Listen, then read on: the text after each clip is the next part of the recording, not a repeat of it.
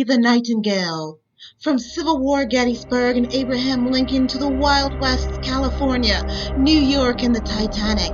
A pandemic coronavirus ghost romance novel by Christina J. Easley. Gail Nightingale is a ghost. She has lived since the days before the Battle of Gettysburg in the American Civil War. Gail was a nurse. She was caring for the wounded soldiers. Gail was just like Florence Nightingale. There was a coughing sickness that was spreading across the land. Gail Nightingale joins a group of healing women to cure the plague. Gail Nightingale was there to hear Abraham Lincoln give the Gettysburg Address and the Emancipation Proclamation freeing the slaves. Gail was like a bird that needed to be set free from the cage of her mortal body. Gail Nightingale falls in love with a wounded soldier named Williamson Blacksmith.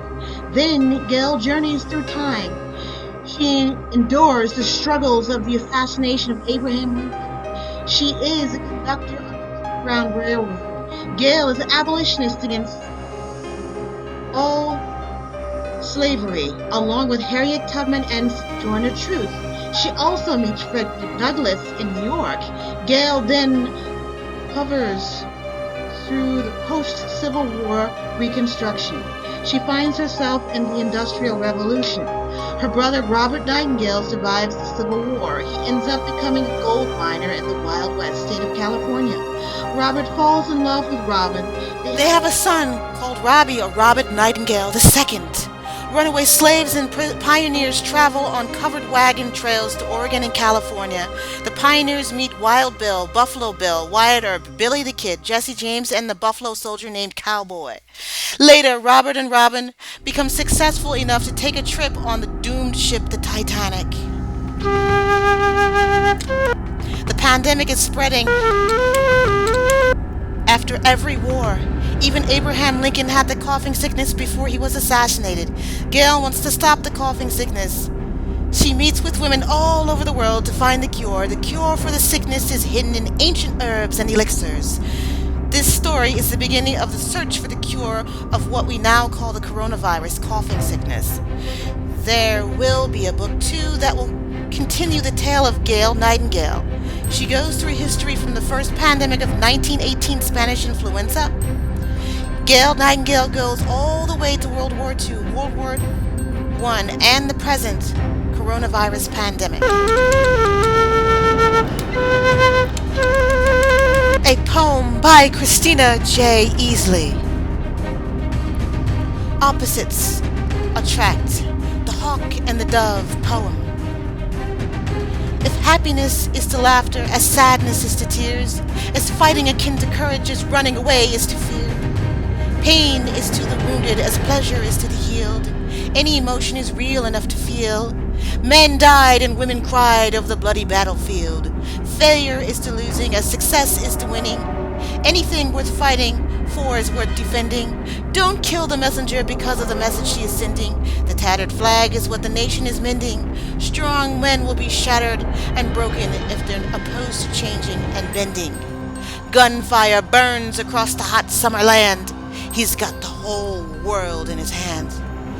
He lifted up a dying man. Fire is too heat as ice is too cold. A child is too young as grandfather is too old.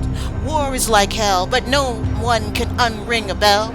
Getting up takes more effort to mend than a mistake when you fell. You cannot live without water, and hope is the well.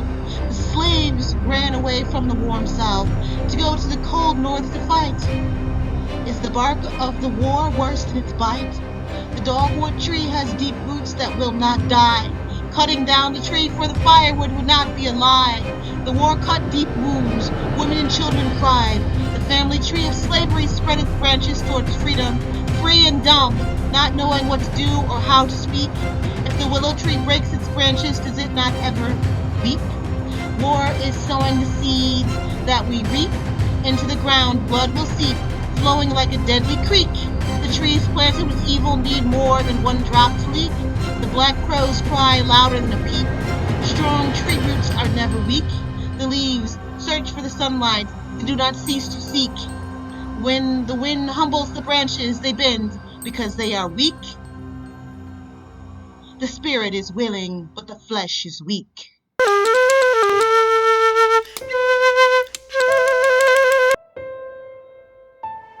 The Sinking of the Titanic poem by Christina Easley. The screams of the frightened frayed the frigid air with fear as the floating first-class women watched their eyes filled with tears of terror.